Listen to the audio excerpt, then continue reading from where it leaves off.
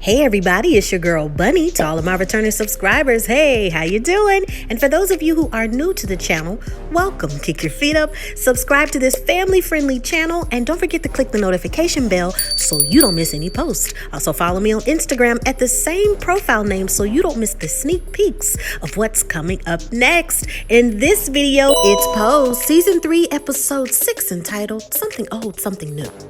I give a full episode recap with photos offset to the side, and then I give my review at the end. No need to dig around. I have all of the minute marks in the comments. It's all coming up next. Pray Tell goes to the doctor for more observations, and unfortunately he has a viral infection that causes inflammation of the retina, which can cause blindness. The doctor says that these are physical signs that the end is near.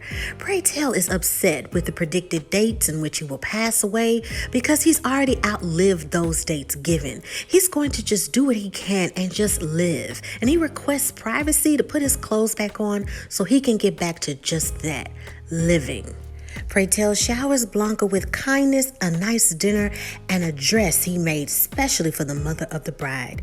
He shares that when he came to the city, his dreams weren't just ballroom, but to have a fashion house. Pray Couture. Blanca's very optimistic and says that he can still make those fashions. But Pray shares the unfortunate news about his vision. He's losing his sight in his right eye, and he hasn't told anyone else because he doesn't want the gloom and the tears of others. He wants Blanca to be his eyes and to help him with fashions, what he started. He wants to finish a panel for the AIDS memorial quilt. He's dying, and he understands why people take the honor of their panel. It leaves legacy and just a little part of them that they can leave behind. Blanca has her house, her kids, but he argues, what do I have? And Blanca reminds him that he is ballroom, and they'll work together on the panel together as a family. Papi spends some time with his son and quickly learns that mentoring to a youngster isn't so easy. Ricky comes by to watch Roberto because Papi has some errands that he needs to run. Ricky shares some good news in that one of the backup dancers for Janet Jackson has backed out but has given him the green light to go on tour. In the meantime, he's staying with Blanca until the tour begins. Papi wants some insight on Angel since she hasn't come home in a while. Angel is still upset about the surprise child, and in the meantime, Ricky and Blanca try to console her that she has a wonderful man, that he's always been there by her, and what better man to raise a child with than Papi. Papi is concerned and hopes that Angel comes around, but says that if he has to raise the child by himself, then he will. Angel shares that even after her father kicked her out, that they still communicate over the years, and that she would even give him money. She wants to give him a call to see if he'll walk her down the aisle. When she goes to see her dad, people around the neighborhood only know him to have a son. They grab about to eat, but he's honest about how he feels about the entire situation. He's living his life as a woman, he says, and marriage should be between a man and a woman. He doesn't want to be a jerk, he says, but it's the way the world will see you. Angel is very hurt by her father's words and says that through it all, she's always just showed up just to be a good daughter, to do what she could just to help, that despite their difficulties and everything that he did to her, she always brought him money and gave love and hoped that he would give love in return. She has an epiphany that she has a wonderful man in her life that has always been there for her, always loved her, and there when she needed him the most. And when he needed her the most, she ran out on him. She thanks her dad for helping her realize that she messed up. Angel comes home to hear small talk between Papi and Roberto says that he has something to say but doesn't want to make him upset. Papi encourages him to speak his mind no matter what, and he should always say his feelings. Roberto shares that he misses his mommy and sometimes he cries. Papi says it's okay to cry, and he even cries when he thinks about Angel, which makes Angel hold back tears. Papi explains that a real man isn't afraid to cry, love, or to be hurt. Angel reveals herself and apologizes to Papi and introduces herself to Roberto. Papi assures that he has more love, a lot of love to share for everyone. Roberto welcomes Angel by offering pancakes and syrup, and then they all begin to enjoy breakfast together. Angel says that she keeps having the same nightmare, that when applying for a marriage license, everyone calls her fraud and the crowd taunts her, telling her, "Who do you think you're fooling?" And then she wakes up. She vents to the ladies that her marriage won't be legal. And Lulu thinks that it doesn't matter if the marriage is legal. As long as you make the commitment in front of people that you love, it doesn't matter. Electra thinks that that statement is just stupid. And she needs to just make sure that the marriage is legal due to the real cold hard cash that she's put up for the wedding. Maybe she needs to just get the mob involved, but Blanca says no, don't do that. You need to live and be yourself, and doing anything that's illegal could jeopardize your marriage. Don't start off on the wrong foot. She agrees. Papi and Angel prep the seating arrangements for the wedding, and Papi needs to leave for the final fitting of his suit, but Angel is worried that she can't watch Roberto all alone. And as predicted, after he leaves, the little boy runs amok. Blanca tells Roberto that Angel told me that you love the Power Rangers, and I heard, more specifically, the black one. Why don't you go try this on and show me some of those moves? After he leaves, Angel is just concerned. She just feels that I'm not ready, and what if I mess up? Blanca tells her that parenting doesn't come with a manual and you have to have patience, and it's something that you learn along the way. It's okay to be scared because no one is perfect. Lulu unpacks and Jerome arrives, and she sees immediately that he's high and she's had enough. She tells him that she's appreciative that Electra got them their new place, she's clean, and she doesn't want drugs in her home. She doesn't want to end up buried next to her dear friend Candy. She wants him to leave and get out, but before he leaves, she must get her key back. It's the moment of truth, and Papi and Angel go to get their marriage license. They spark up some small talk about family origins and their son. All is a divergent, hopefully, so the person won't recognize the sex on Angel's passport. She sees the M indication and says, "Oh, I almost missed that." The bride needs to sign here. It's a sigh of relief to Angel and Papi, and the desk employee says, "Congratulations to Mr. and Mrs. Martinez." While adding the finishing touches to Blanca's dress, she shares that she wanted to pay Prey back for all of the things that he's done, for his design, with the design she created for him. And Prey loves it. It surely reflects his personality and words that he's come to be known by. Everyone starts to make their way into the venue and applaud and love the beauty of everything. Prey reveals his appearance concerning his eye, but doesn't want any tears because today is all about the joy for Angel and Papi. Papi thanks them for showing up because the groom's side would be kind of small. He appreciates the men in his life for showing up and telling him what love is. Many people think that being gay doesn't make you a man, but they've all taught him how to be a man and to love. As he speaks to the gentleman, he sees the reflection and vision of the dear friend lost. It's the final touches for the bride, and now it's time to give something old, something new, something borrowed, and something blue. Something old, Blanca gives her her mother's cookbook and wants Angel to enjoy those recipes with her growing family. Electra provides the something new, and it's from Barney's. It's an all-new white mink coat. Electra shares how one of the first things that she bought was a mink coat. It kept her warm and it kept her looking fabulous, but it reminded her that she didn't want to be poor and kept her focused on her dream. It's time for Lulu to give her something borrowed, and she tells her that it may not be much, but it's the coin of sobriety, the 1-month chip. They all tell Lulu how proud of her that they are, and that it's something very, very special. And Angel tells her that it's perfect. When it comes to something blue, it's Candy's hammer. Angel has a vision of Candy. She tells her that this hammer is a reminder that as a woman to always protect your family at all costs and to protect yourself. And also get rid of that survivor's guilt and live. Blanca prays for guidance and protection, and they all tell her that they love her. All of the ladies march down with their beautiful gowns. People follow down. Pray tell, Vicky, Blanca, and Papi, Electra, everyone in their closest family goes down the aisle. And the ring bearer being Roberto.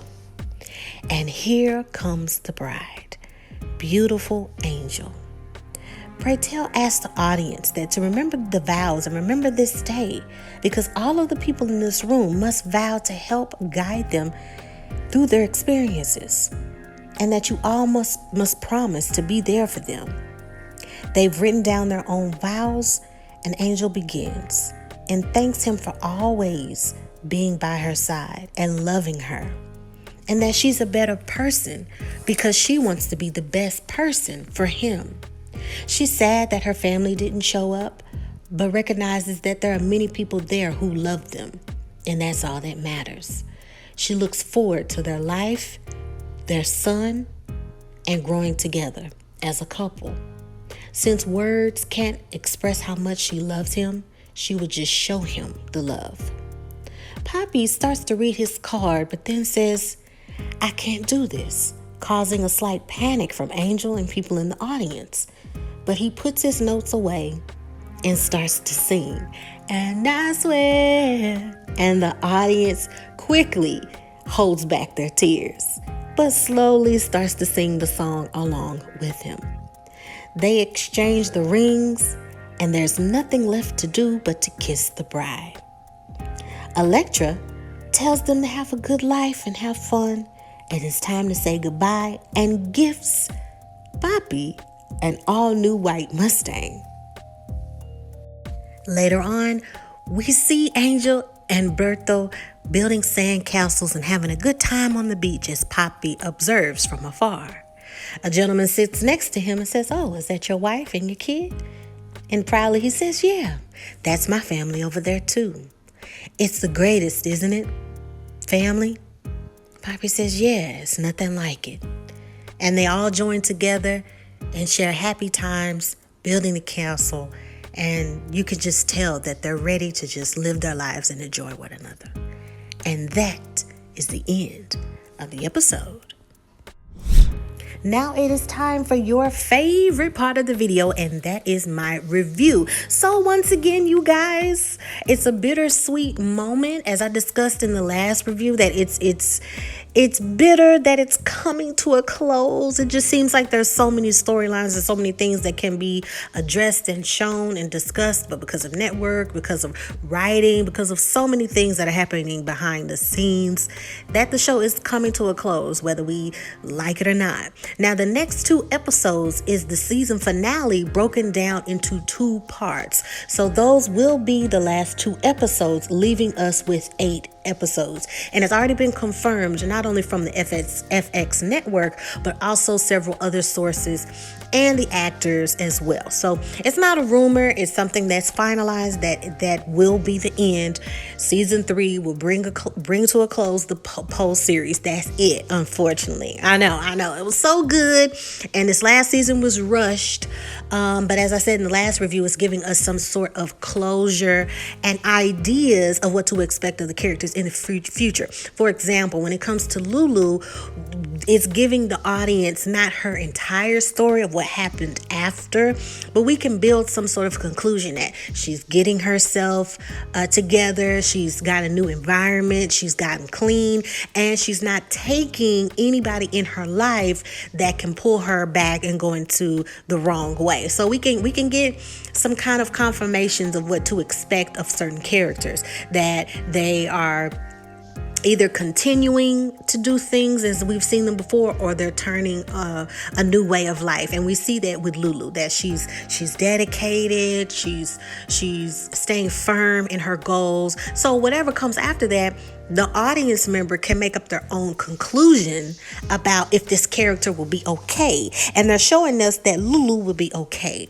They're showing us that Angel and Papi and the young boy are developing a sense of family, that they're not the perfect parents. Nobody's a perfect parent, but they're learning along the way. They're showing some realism in Angel saying, "Hey, you only leave this kid with me by myself? Like, I don't know what I'm doing." as any newbie would, right? I'm not a parent, but I mean, I can only imagine the panic of like, okay, this is not only new to my life, but I don't know what I'm doing. It gives the realism of nobody knows what they're doing, and you're just gonna have to figure it out as you go along. But it gives confirmation and it gives some sense of hope because you have people that are supporting and helping you. You have Ricky that popped over, you have Blanca that popped over, and also the confidence that they'll be okay, that if those individuals aren't available, which they basically bring up with Ricky, that he'll be going on tour soon, so we're losing another source of possibly babysitting Roberto, but it gives this indication of they'll be okay and they don't have to call Blanca every 5 minutes to say help. They can kind of learn as they go along, and we saw that in the last scene of them being at the beach, that Angel is alone with the young boy more, and they're building a castle. She's more confident in watching him, while Papi is a little bit of feet away. He has more confidence that she's okay with the little boy. So you see this gradual kind of in ideas of how these characters will be okay. So one of the things that I want to bring up, and people, this is a realistic comment about the series, is that, oh, this isn't realistic and that wouldn't happen and this one happened. I know I've thought that several times, like, oh, this is just some foo-foo ending and it's all rushed, which is true. But can we also consider that maybe they're writing it like this because what if it really were like that? What if it really were that somebody could read the passport and somebody could read the sex of someone when it comes to a marriage license and not really care and not judge them? They're having their wedding without people that are so judgmental around them. That would be nice, to be on a beach and to see a family that's different from you, but it's still a family. So I think that is what the writers are trying to show and share. I kind of just had that epiphany, like, well, maybe what if they're showing that if things were this way, just to leave people alone, let them live their lives, right? I'm Black. And I always think about all the time, if people who are racist would just leave us alone and let us live our lives, and we could be human beings. And it's the same thing with, I think, the writing in this last season. That, the world we live in, like, oh, that won't happen, and this won't happen, and it's true. Because we're looking at it through the eyes of people who have certain ways and just want to let people live. But wouldn't it be beautiful if it were like blank? So I think that they're showing that. And then also, it being the last season as the writers, it's kind of like, do we all want this to be sad? And do we all want this to close on such a heavy note? Or do we want to give some sort of positive insight on the characters? Do we want to give some peace for everybody or majority of everybody? That could be what they're doing.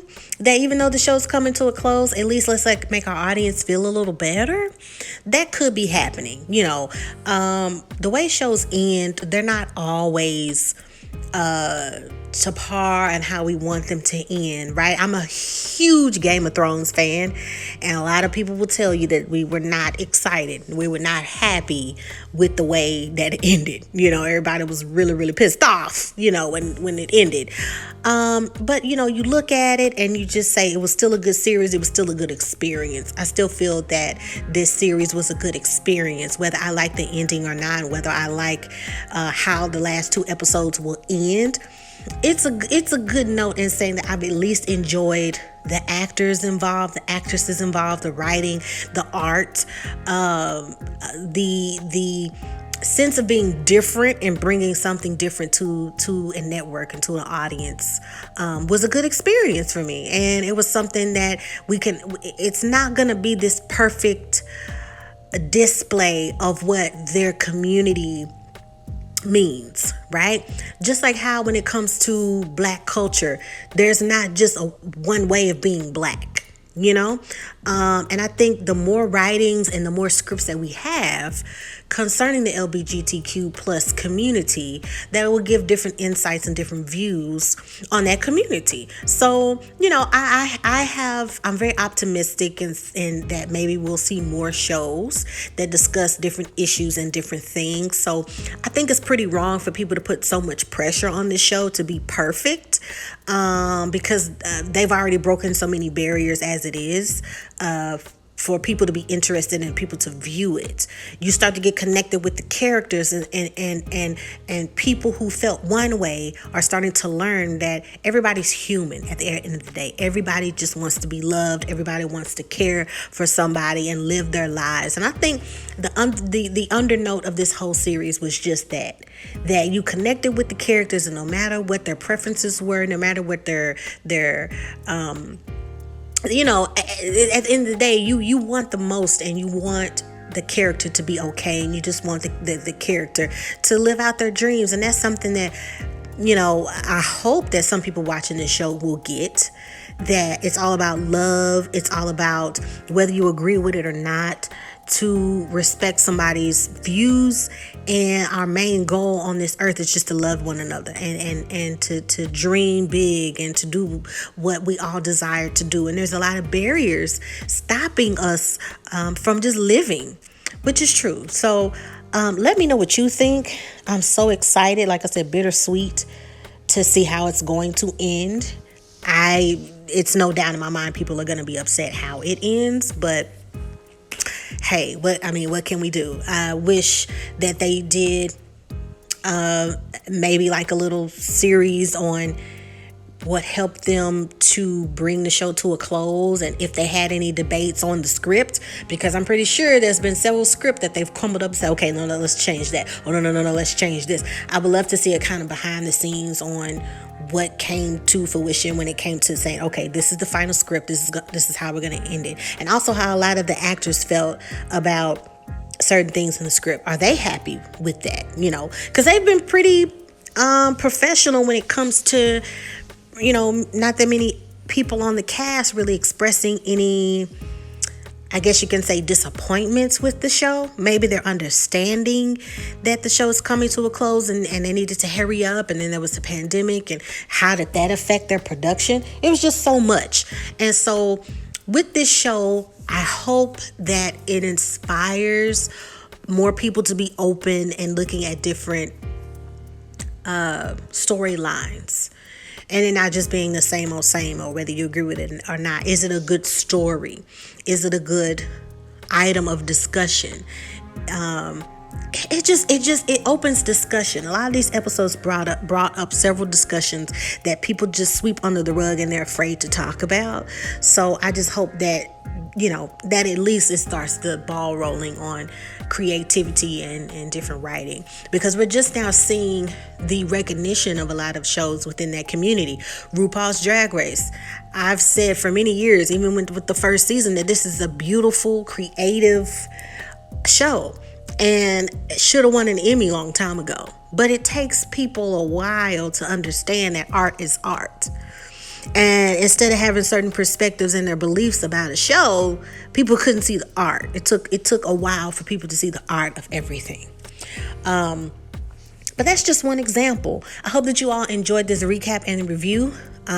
If you are here just for the polls, reviews, and recaps, I'll see you next week. If not, check out some of those pinned links that are in the pinned comment. And check out some shows that you haven't heard of and that you'll watch. Binge watch those and let me know what you think. I recommend Ready to Love, reality dating show series, which is amazing. And also The Handmaid's Tale. The Handmaid's Tale is a very amazing show. Now, it's a harsh show. It's not for everybody. It's pretty gruesome, but I encourage you to watch it because they are the winner of 13 plus Emmys. It's an amazing show.